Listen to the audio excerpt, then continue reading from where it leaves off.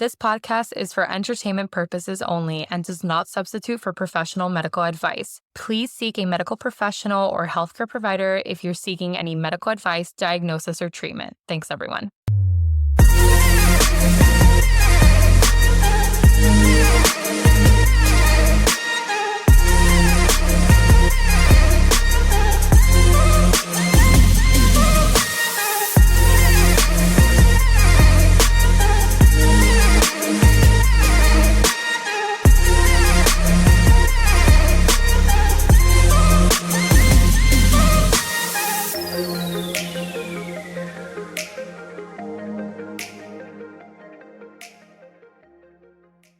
Hi. Oh, this is a weekly. Yes. Hello, everyone. Hi. Welcome back. Yes. Welcome back. Sorry, guys. Julie and I we're were like- literally just fixing stuff, and I know. And we're like, okay, let's get going. We got this.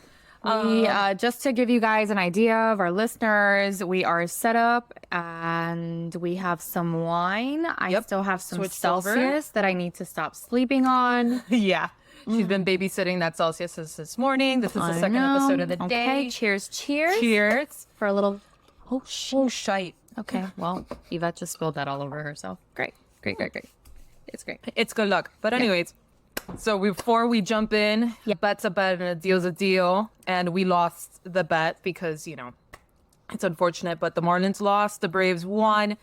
The About Nothing podcast won. So check them out. I'm just gonna stay silent. Yeah. Barrett didn't No, I'm really just like that.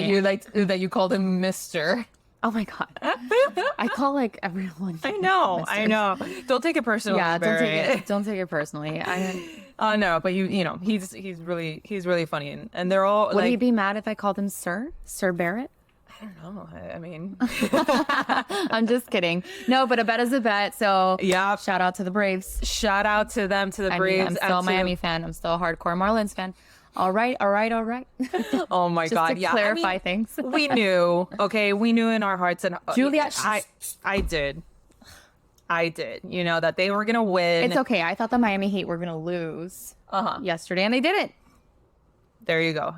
I know more about the Heat, basketball, all that. When it comes to baseball, But a bet's a bet. So Yeah. y'all won. All right, y'all won. they won. Check their podcast out. They're really good friends of our podcast. They're very supportive. They're great people. And their podcast is hysterical. So give them a look. Give them a check.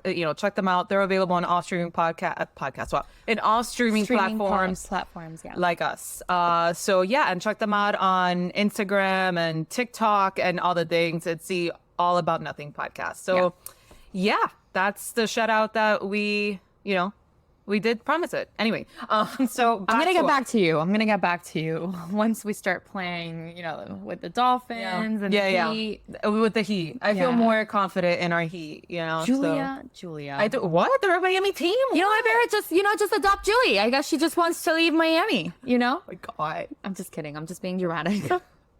Did you expect anything less? No, of course not. Okay. Of course not. All right. So what are we talking about today? I actually love today's. Poison control. It was your idea. Poison control. Yep, Oh yep. my God. If I could tell you how many times poison control has saved me. I'm sure they have. I mean, I So didn't even smart. know, like, when you told me, oh, we should do an episode on Patreon. Anyways, check out our Patreon. Now that was like a Freudian slip.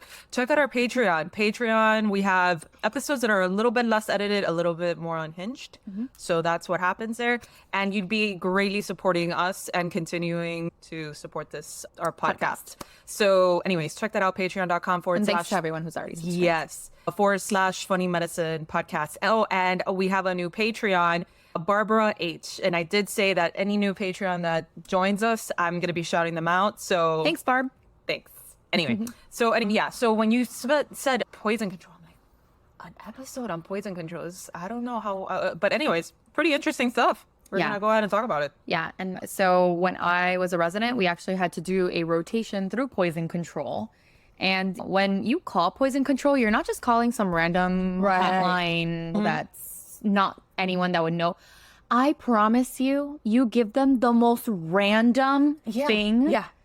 And they will give you an answer. Not only will they give you an answer, Right. but they will call you back Yeah. to make sure to follow up.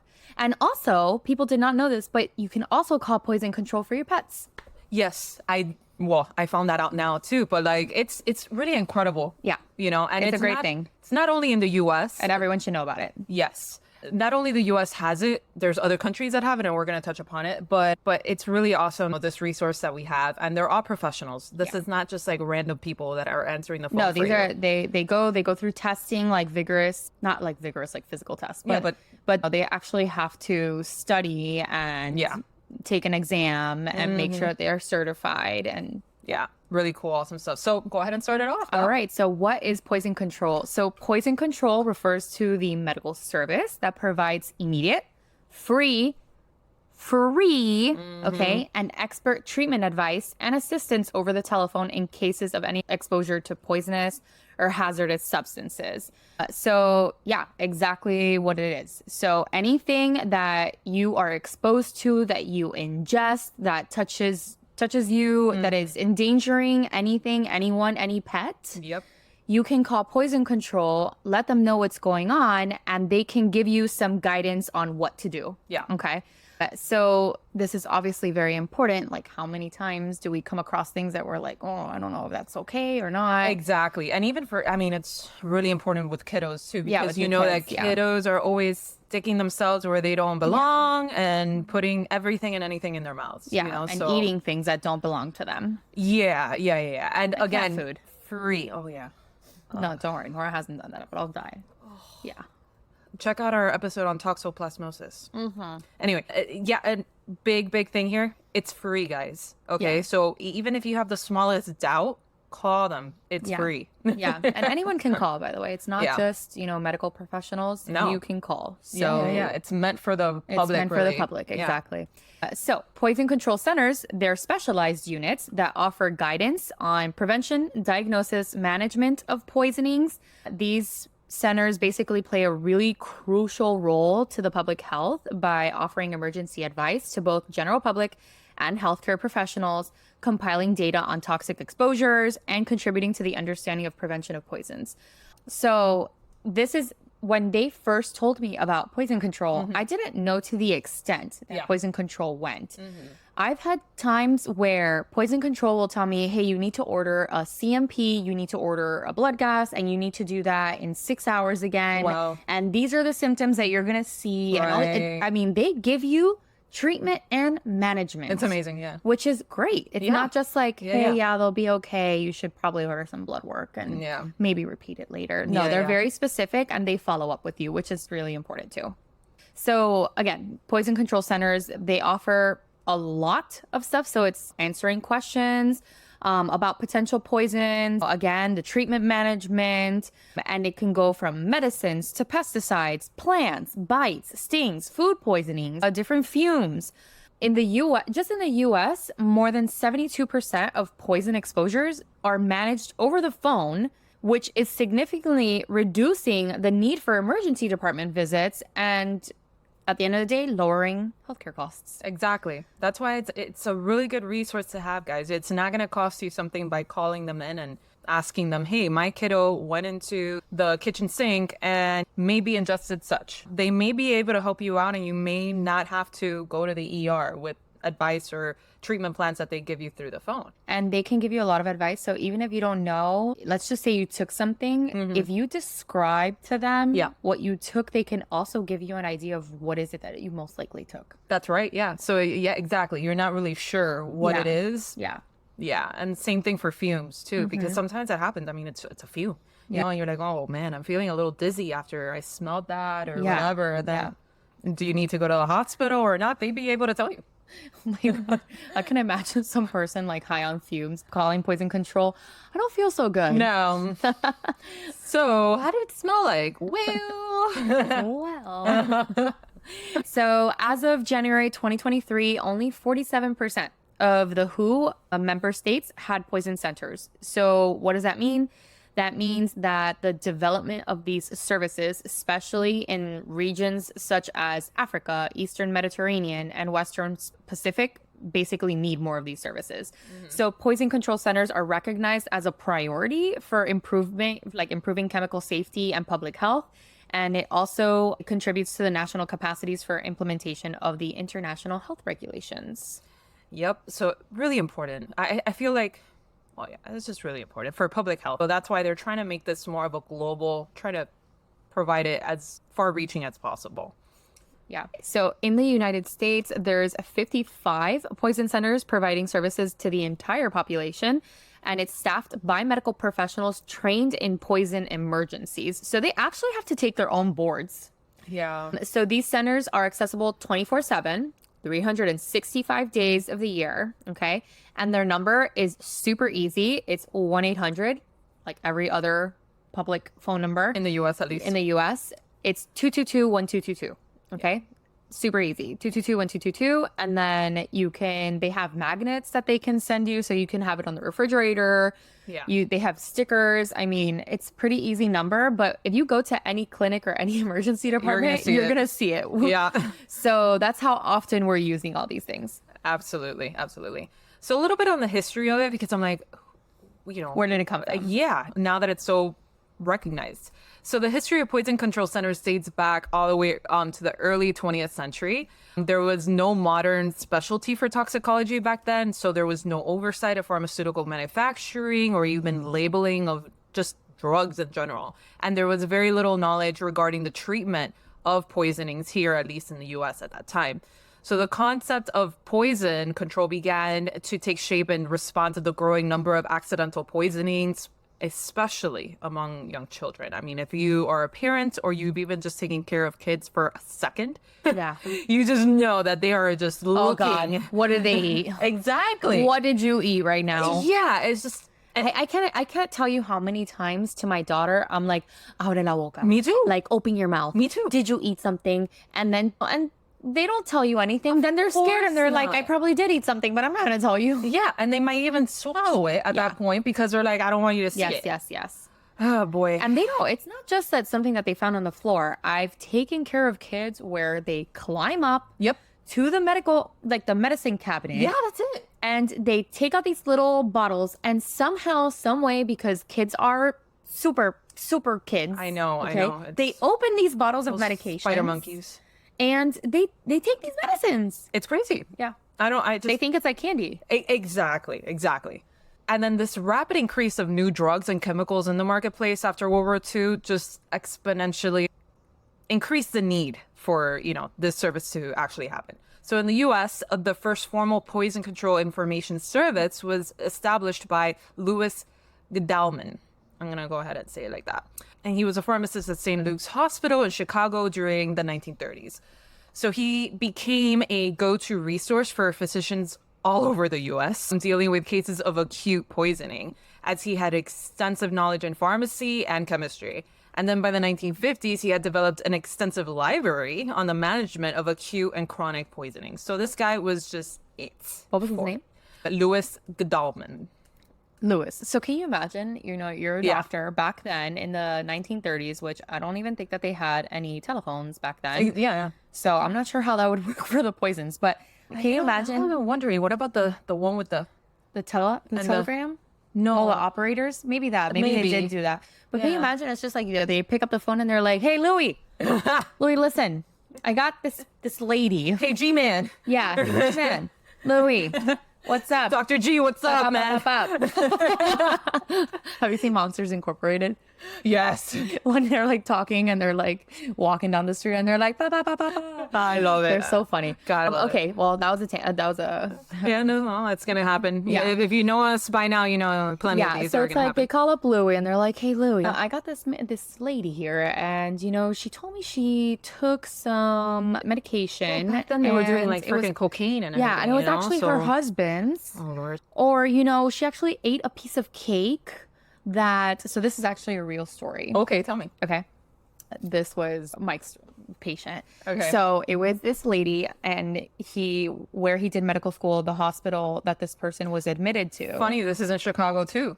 Yeah, I know. He's from Chicago. So he had a patient that the man went home, okay, and he saw that there was cake on the table, right? So what do you do when you see cake on the table? Oh, you have well. a slice of cake. Well, shit, great. right? Yeah. Yeah, so he ate the cake, and then boy. when the wife came in, she saw that there was some of the cake missing. Okay, and this is a real story. Oh my God.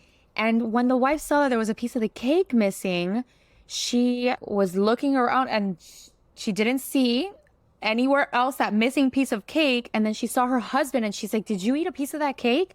And he's like, "Yeah, it was delicious. Like, why?" And she's like, "So I guess where they lived, there was a lot of rats. So what she did is that she put rat poison in the cake so that the rats can eat the cake and die." But why in a cake? So this guy got admitted to the hospital because he ate rat poison. Yeah. No Are way. you sure this wasn't a cover-up story? I don't know. So I told him the Come same on. thing. I told him the same thing. I was like, I don't know about that. Maybe she was just done with that relationship. Yeah.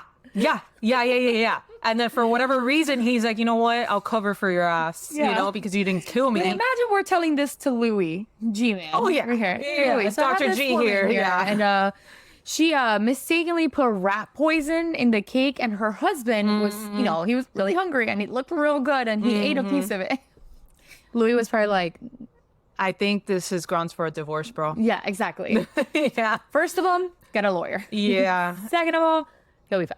Yeah. I wouldn't, Maybe not. I wouldn't live there anymore, bro. Yeah. No, man. All right. That's my medical advice. Ciao. Yeah. Yeah. Okay, see you later. Bye, G Man. I'm sorry, man, but dang. Rats eat anything. Rats eat anything. You don't need to make an elaborate cake.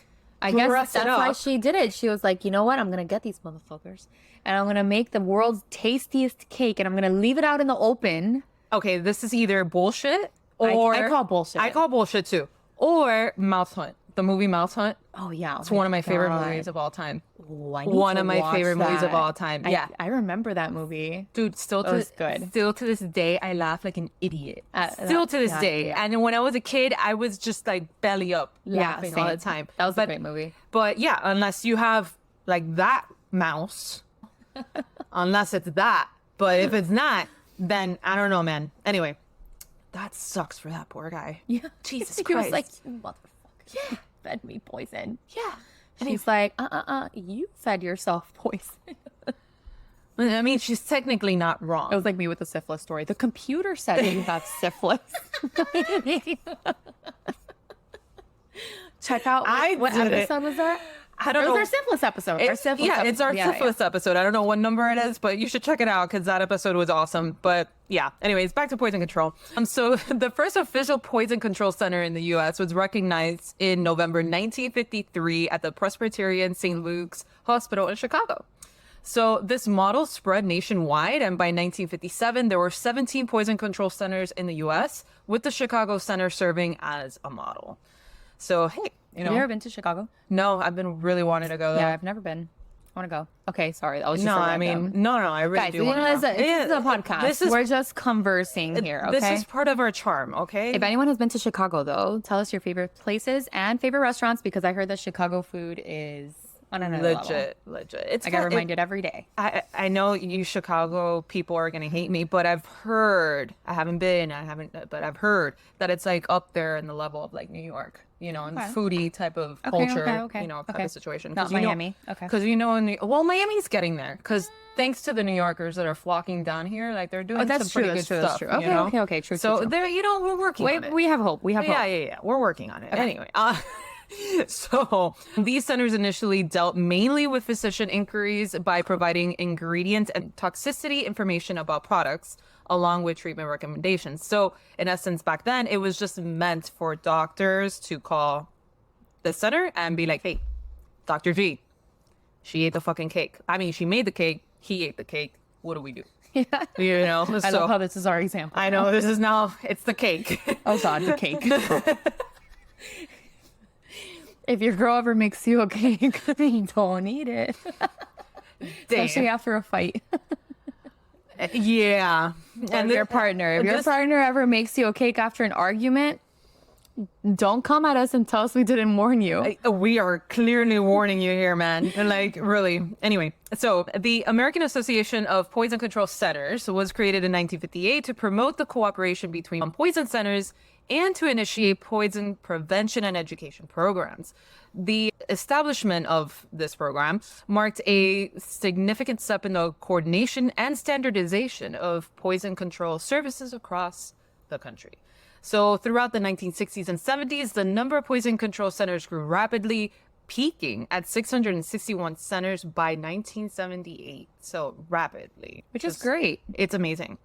However, unfortunately, this trend reversed in the 1980s and 90s, with many centers closing or merging due to the development of national standards and accreditation processes, which were expensive to implement. And then by the 2000s, there were 51 certified centers, and as 2006, there were 55 centers operating in the US. So that's how we got to 55 now. But I mean, there's more training involved. They're tested, it's a board, Yeah. and they showed me their books that they study from. We're talking about Extensive study. extensive studying. Imagine you are dealing with a phone call and you have to respond. They know it's not like something. It's like, no, I tried calling poison control and they didn't pick up. No. I've never heard that. Nope. Ever. No, that's ever, what ever, happened. ever. And then you're dealing with it blindly too. Yeah, blindly. You don't know. And truly sometimes so that day that I was at poison control, I sat next to a poison control operator. Right. So we heard all the calls That's awesome. coming in. Yeah. And there were people that were like saying, hey, so I got this paint thinner on me. Oh, geez. And Yeah. it's burning. Of course. And then so right there, you're like, okay, well, you have to do this and that. And what's the actual this? And they tell you it's an acid, it's a base. Yeah. Like they Yep. give you information. It's incredible. Yeah. It's incredible. But yeah, so they have to, the fact that they have to deal with all of that blindly Yeah. without seeing anything at all. This is not a video call. These are not photos. And again, nothing. free. Yeah. Free. There's nothing free in this world. No. Except for poison control. I mean, our taxes pay for it, Yeah, but yeah. you know, but in essence, it's free. In essence, it's free. You're paying for it already Yeah. with your taxes. Can so you imagine know, if you did not have poison control? yeah, that's a scary world. Like what it especially says, for it like it parents. limits the amount of ED admissions Well, that it like helps. one needs. Yeah, with the number. Yeah, the incoming number. Yeah, for sure. So, poison control centers has significantly impacted the U.S. healthcare by developing and implementing medication safety caps. So, establishing limits on the number of children's aspirin tablets and other over-the-counter medications and packages, and encouraging federal regulations to reduce the number of iron tablets in a container. So, they are more far-reaching than just a phone call. They are actively involved in how are these drugs packaged? Yeah. How are they sold? How are they labeled? All these things. And I think that the iron situation comes in the fact that you can overload on iron. Yep, Right. yep. A lot of the vitamins that people take, like vitamin B12 and Yeah, all these they're- things, are water soluble. Right. So if you take a lot, You pee it usually out. you pee it out. Water soluble, right? yeah. However, things like iron, sometimes if you have way too much iron, you need to have a lot of procedures to lower the amount in your Yeah. body. So when you have iron in pills, unfortunately, kids think that pills are candy. Yeah, exactly. Okay, Yeah. so I think that that's where it's coming from. It's like they're trying to limit the number of iron tablets in a container, Yep. in a whole entire container, just in case Yeah. that there's someone out there that thinks that that whole entire case is to be like taken like candy. Exactly. To at least limit. Exactly. So, because of all of that, the Poison Prevention Packaging Act of 1970, which requires certain products to be packaged with child-resistant packaging, is one of the most significant pieces of legislation influenced by the work of the poison control centers. So today, poison control centers are staffed by medical professionals who specialize in toxicology and are available 24 hours a day to provide guidance and assistance to anyone exposed to toxic substances. They have demonstrated nearly 80% of human exposures can be managed at home. So 80%. You don't have to go to the ER. They could be managed from home. And that'll save you time and a trip and aggravation and everything that comes with going to an ER. No, it's just it decreases the burden. How many times have 100%. you walked into an ER and it's a 4-hour wait? 100. That's what I'm saying. Like the aggravation of staying there, then the stress, And so the many ED things. people, they're wiped out. Yeah. Another team that works very blindly, you know? Exactly. So then poison control centers also play a vital role in public health exposure concerns such as bioterrorism responses. So remember when we had the anthrax scare? So they played a pretty big role on that. And then in addition to traditional telephone-based services, modern poison control centers have embraced technology, and they've introduced online tools such as web poison control, which provides case-specific guidance for poison exposures based on various factors such as age, weight, amount, route, symptoms, status, and substance involved in this. Yeah, so that's a little bit of the history on it, and go right ahead. So thank you, Jules, for that history lesson. I like to add. I know. I actually really love that we add the history to a lot of things because it gives us like where to come from. more. Yeah, and it gives us more depth to Yeah. what we're talking about. Exactly. So I'm going to talk about now, when should you call poison control? Okay. So one, if someone has been poisoned or may have been poisoned, okay, you need immediate, expert, and confidential guidance on how to respond. So a minute that I just want to take on the confidential. Everything that you say with poison control is confidential. Yeah, it's so protected by HIPAA. So exactly. So let's just say you do something illegal, okay? Yep. And it affects, and it is a poison to you, Uh-huh. okay? Like if you're doing something illicit, okay? You can call poison control to make sure that you don't need to go to the ED. You took a little bit too much of Something? that you weren't supposed to, Yes. maybe. So you can call poison control and you can feel safe in the sense that it's not something that they are going to report you. They're not going to write you out, guys. So, okay, 2. If the individual has swallowed something that might be poisonous, splashed on a product in their eye or skin, inhaled fumes, okay, or if there's any concern about a potential poisoning. So a lot of people don't think about the inhaled fumes. Yeah. But remember, when you are inhaling a fume, that's like if something splashed inside your organs. Yep. Okay. Yep. So that can cause damage. That could cause, problems down the line, like strictures and other things that you don't want. So Guys, if you get high off of smoking something, fumes will do the same thing. yeah, exactly. Yeah. And It's the same process of smoking. You smoke weed or just cigarettes, whatever, pick it. But you're smoking something, it's going to give you an effect, right? Yeah. Same route. yeah.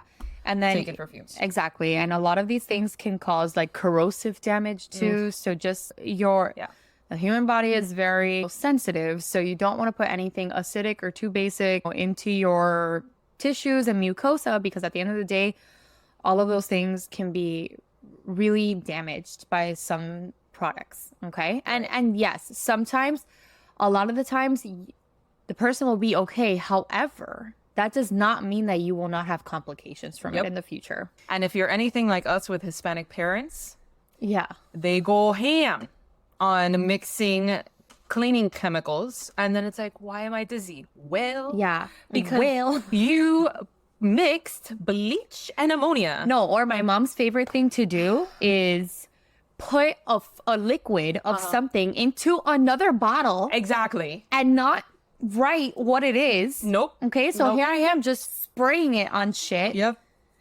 And, and my mom's like, oh, no. And the best part is my mom comes into the room and she sees me with that bottle and she's like, what did you do with that? What? That's like corrosive bleach. Like, Why do we have it? yeah, like bleach straight from the manufacturer. And I'm like, why is it in a vinegar bottle? Like, what? It is so her. And I'm sure that a lot of people can relate to me here. Yeah, it doesn't even have to be like Cuban. You could be Hispanic or somewhere. anything. I don't know, but You like got that parent that Yes. puts things in other bottles and oh my doesn't tell God. you. Well, I sometimes get home and my mom is going on a cleaning spree, and she's like, "Oh my God, I can't." I'm like, oh, "Okay, well, what's going on?" I open the door to the bathroom. Pick a bathroom. We got 2 only in my room. I mean, in my room in our house. We only have 2. Open the door and it's just bleach. Yeah, like hits you in the It's just face. like it's like even with that sound, like bleach. Like, and I'm like, how are you not fainting? Like, how did it? I'm like, of course you can't breathe. Like, how many chemicals did you, and she's like, no, it's just Clorox. And I'm like, yeah, there's a lot more than just Clorox in here, woman. And I love it because they are the first ones to mix all these things and they to don't use want you- excessive amounts, but they're like, don't go in there. Don't go in there. That's really bad for you. No, I can't. Don't wear that perfume, Julie, because eso me da asma. Eso me da asma. I'm like, what sounds What about the manufacturer grade Clorox? Yeah, and most Clorox like sprays that you buy in a bottle, they're mixed like with water and then a certain amount of bleach or whatever. Our parents, or at least, no. When that finishes, straight bleach goes into that. So then that happened to me just last weekend. I came back, there was dirtiness from the dogs, so I live in a house full of bleach. So I grab one of these, thinking that, it's fine, it feels cool, great. Start spraying. I'm like, God damn it, this is like strong. I mean, it's the same brand I always buy. And then, I'm like, they're spraying, and my mom comes in. She's like, why are you using that one? And I'm like, because I'm cleaning. What do you mean? And she said, no, get out of here. I got this. I filled it up yesterday. And I'm like, that explains that. Thank you for that information. Straight from the bottle, bleach, just straight just bleach. straight I'm like, in there. Mom, you gotta mix it with a little bit of water. Like, there's no like, Or at least just write it. Just write it on the just bottle. write Pure it. bleach. Even though Pure death. with the cross. With a cross, yeah. Just pure death used at your own risk. Yeah. Anyway, but yeah. So if you guys know of that, experience that, yeah, we feel you. Anyway, so don't do that. All right. Don't mix bleach and ammonia or any of that. All right, the next one is right up my alley. So if you're worried your child has swallowed something potentially harmful, including common household items like batteries, essential oils, and medications. So kids are infamous for being curious. Half the time, I have to tell the parents, like, it's because they're kids. And Yeah, kids they're are curious. going to be curious. They're going to be like, oh my God, look at that color. That's awesome. And put it in their mouth. So, and they're going to eat it and they're going to want to taste it. And sometimes they spit it out because it's bitter. And then sometimes they don't because it tastes liquidy and they don't care. weird, and they don't care. Yeah, exactly. Yeah. So, okay. And then another reason, skin contact with a poison, such as a kid playing with a potentially dangerous substance, or if there's concern about a bug bite or a sting. So if you're in the middle of a camping trip and you get bit by a snake, you can call poison control. Yeah. And they'll tell you what to do. Yeah, they'll tell you what to do. It's crazy. It really is. It's incredible what these people do. Like, I know. I know. And it's like, you don't even have to, don't worry about, I didn't see the snake, but it looks like a snake bite. Just call them. Yeah. And honestly, help. sometimes I tell, like, I have also had patients tell me, like, well, what happens if they don't know what to do? And then I'm like, They'll tell you to go to the ER, bro. that's what I'm saying. Like, what's the worst that can happen? Tell you to go to the ED? Like, you were going to probably do it anyway. Exactly. So what difference does it make? Just Exactly. do that first. No, or do that while you're driving to the ED, maybe. Exactly. Anything. Yeah. All right. Another one. If someone has inhaled poisons or which could include fumes, household cleaners, insecticides, herbicides, and airborne pathogens. Okay. So not only poisons, just if you inhale something that's like a pathogen. It's a little sus. Yeah. It's like a little sus. You can call them. Yeah, you can. So another thing, if there's eye contact, I think that's a really big one. Yeah. A lot of things can splash into people's eyes, and it doesn't just have to be like things, okay? Like it could be like metals. Fucking knew it. What? You're like splash to the eyes. What? I don't know. What are we talking about here? Dirty minds, bro. No, I know. That's why I was like, I don't know what's splashing into people's eyes, but it's not in my eyes. Right, but I hear him, and then it's like, Of course. Of course. Mario, of course. of course.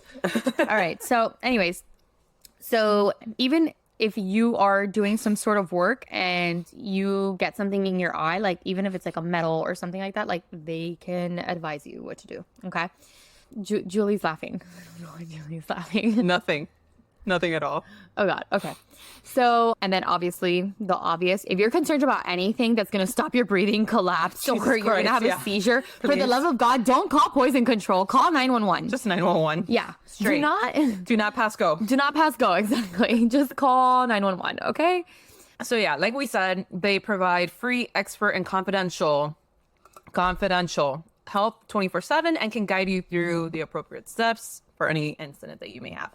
So some common symptoms of poisoning, right? So we're talking about poison control and all this poisoning. So maybe you've never experienced like an actual something to concern you for. So check this out. Anyway, so common symptoms obviously they're very, widely spread. Yes. This is very vague. Different. Really, at the base of it, if you feel different after something has occurred, after you inhaled, after you smelled something, whatever it is, you should at least call poison control. Again, it's free. Just give it a call. And give them a shot. Give them a call. But anyway, some of these symptoms could be feeling and being sick, so like nausea, vomiting, of course, diarrhea, stomach pain, drowsiness, dizziness, or weakness. That could definitely huge sign for anything inhaled or actually ingested. Loss of appetite, headache, irritability, difficulty swallowing. Okay, I feel like that's probably a 911 trigger at that point. Breathing difficulties, another 911 trigger for sure. Producing more saliva than normal, skin rash, blue lips and skin. Do not pass go. Burns around the nose or mouth, double vision or blurred vision, mental confusion, seizures, loss of consciousness, and in very severe cases, coma. Yeah. So definitely somebody will have to call So if 911 you for feel you. anything weird, okay, no, I'm just kidding. Yeah. Just because you feel something doesn't mean that you're probably poisoned. Okay. Obviously not. But if you got like a bite or Yes, exactly. If you have an idea, like if you question something and you start getting symptoms, and then these things start happening, then And a lot of the time we use, it's not just like, hey, I'm feeling dizzy. Man, that can mean a lot of things to me. Yeah. But if you tell me that you are feeling dizzy, you are having increased saliva, and it's not just increased saliva, just like other secretions from your body. So like maybe you're sweating more, you're tachycardic, you're having like a bunch of like different things. It's more of a combination of symptoms that I'm like, did you take something you weren't supposed to take? Yeah. So Exactly. So additionally, more specific types of poisonings can have, of course, more unique symptoms. So like, for instance, carbon monoxide poisoning is usually characterized by headaches, dizziness, weakness, upset stomach, vomiting, chest pain, and confusion. So like, just as she said, combination of these things, And then food poisoning symptoms, typically, a lot of the times they include upset stomach, diarrhea, vomiting, and fever. I know that most of us have experienced food poisoning in some way, somehow. It's terrible. It's horrific. It's awful. Horrific. So it's important to take note that symptoms of poisonings can sometimes mimic those of other conditions, making it crucial to consider the context of exposure and to seek immediate medical advice if poisoning is suspected. So yeah. all right. So treatments for poisons, that just depends on what you have. Okay. Every treatment is completely different. It depends on, did you ingest it? Is it topical? Did it get in your eyes? Did you inhale it? But again, so depending on what the exposure was is what the treatment will be. So here's just some general approaches on specific treatments. Okay. General, guys, general. All right.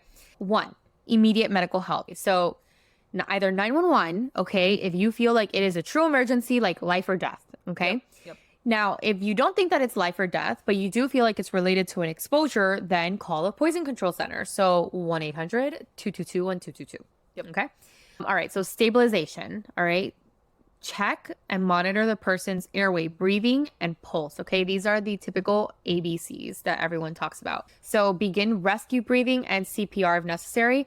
If I could recommend anything for anyone, is take a CPR class. It is so useful. It is so incredibly useful because even if you haven't taken a CPR, you haven't had to use it. Yeah.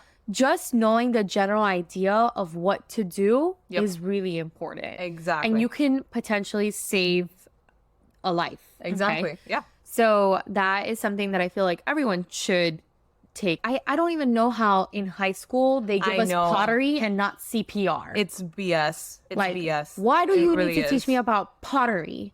How about you teach me how to act in case of an emergency? I don't give a shit about the Pythagoras theorem. Yeah. It served me 0 times. I know. 0 times. I mean, that could be, that could be, a lot of people can fight you on that. But pottery? Pythagoras theorem. I know, but isn't that like part of like It's basic trigonometry. trig? Yeah, I hated Do I trig. need the Pythagoras theorem. I don't need to know the hypotenuse or the leg of a fucking triangle every day. That's literally what it is. Like, I love the way that Julie says things. Well- Hypotenuse? Is it hypotenuse? I don't know now. I don't know either. It could just be me thinking that it's hypotenuse and it's not. So Whatever, bro. I just love how Julie and I pronounce things differently. Oh yeah, and we're from the same place, born and raised in the same town. Same town, yeah. But anyway, All right. So after you call your emergency person, okay, then you stabilize the person. Then you can move on to maybe decontamination. Okay. I cannot stop thinking about Monsters Incorporated. I know. When they decontaminate. oh my god, what's and the they code? like drill it, and Oh they're my like, God. "Oh, what is it?" We have when they call them. I like, know code. I don't know. No, But I need to know now. they like drill it down Ask into the hole Siri. and they just like explode Ask something. Siri. I think it's 2319. I think it could be. Hey Siri, what's the emergency code for Monsters Incorporated? In Monsters Incorporated, 23 to 19 is the emergency That's it. code used when there is Code 2319. 2319. And then they have the sock. He's stuck. It's just- And then and they they put it on shave the 'em. floor. They like drill protection and then it just explodes. They shave the Yeah, then they're shit like, out of 'em. yeah, I know. They shave the shit on them. They're just like dusting off the little dust. It's so good. So decontamination or code 2319. Or in Wally when it's like foreign I contaminant. haven't seen Wally. I know. Everyone tells me the same thing. I fucking love Wally. I know, and I feel like I would really love Wally too. You would. I know. Oh my god, you would. I have to. And then it's like there's a little I'll watch it robot. with Nora. I'll watch it with her because Nora Please. really loves robots. Please. Oh my gosh, she'll love it. Anyway, there's like a little robot that he's like a decontamination robot. And then, of course, Wally comes from planet Earth where it's all dirty. And then he goes to like a very sterile environment. So then you see like the little sterile like robot going after him. And he's like, foreign contaminant. Foreign contaminant. It's the cutest. Even. I know. I need to do it. I need to watch it. Okay. All right. So depending on the type of exposure, you can do decontamination methods. So it can include removing contaminated clothing, flushing of the skin with water, rinsing the eyes. So yes, if you get something on your skin, most likely they're going to tell you wash it off with water. But Okay. you should contact them You should because contact them. Yeah, yeah, yeah. sometimes water will make it worse. Yeah, it'll spread Depending- or something. Depending on the chemical that Yeah. you're using. I remember And- from like chem class. In chem like, class, yeah. Remember the eye wash stations? Yes. It was disgusting. Those eye wash stations had like dust all over them. yeah, and nobody I'm like, used could them. you at least dust it off? I know, like make it look a little. Yeah, it's like if I ever need to use it, they're gonna pop up and I'm gonna have a cloud of dust go into my eyes. It's gonna make it worse. It's gonna make it worse. You're gonna end up with an infection It's after the chemical disgusting. burn. Yeah. Oh God, I know. Never. Awful. And I used to have to give these tours when I worked at the stock room. Really? Yeah, so I used to do the tours of if you're on fire, don't put water on yourself because it'll Yeah. just only like further ignite yourself to the hell's fires. So no, The funniest meme like happening in my brain right now. yeah. So I used to give these tours and I would look at the eye wash stations and I was like, Jesus Christ, I need to dust this. Yeah.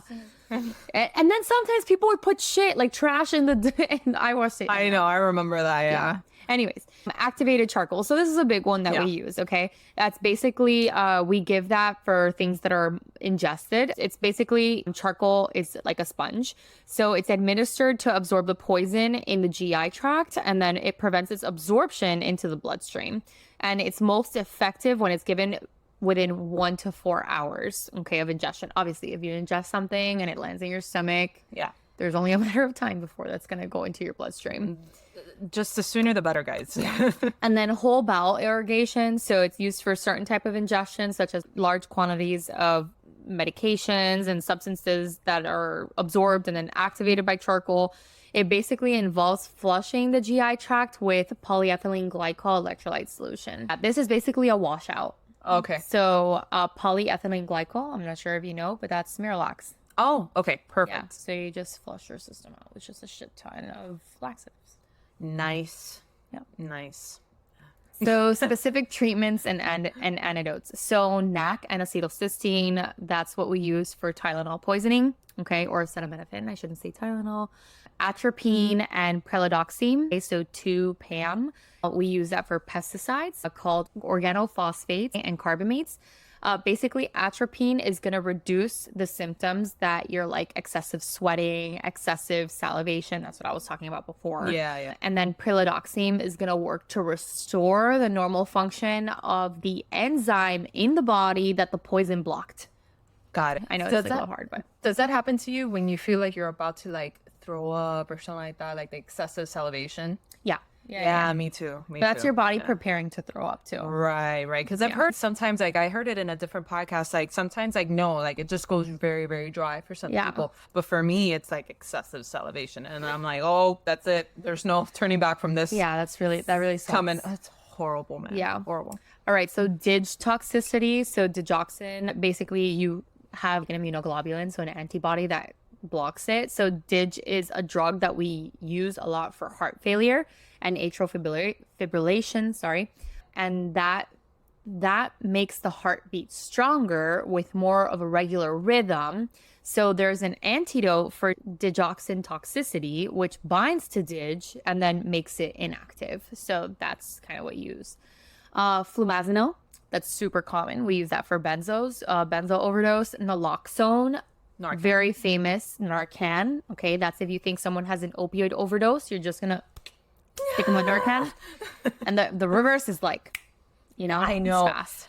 Look it up in TikTok, guys. You'll get a laugh because people have done really funny skits on that, and it really works like that. You know, they're just like passed out or whatever it is, And then they're immediately pissed. and then they're just like, Yeah, like, and then they're literally. pissed. Of course, They're pissed when you take them out of that. of course, Yeah. of course you are. I mean, of course they are. Calcium, glucagon, insulin, dextrose, all of those can be used for beta blockers and calcium channel blockers. Those are all also medications, okay?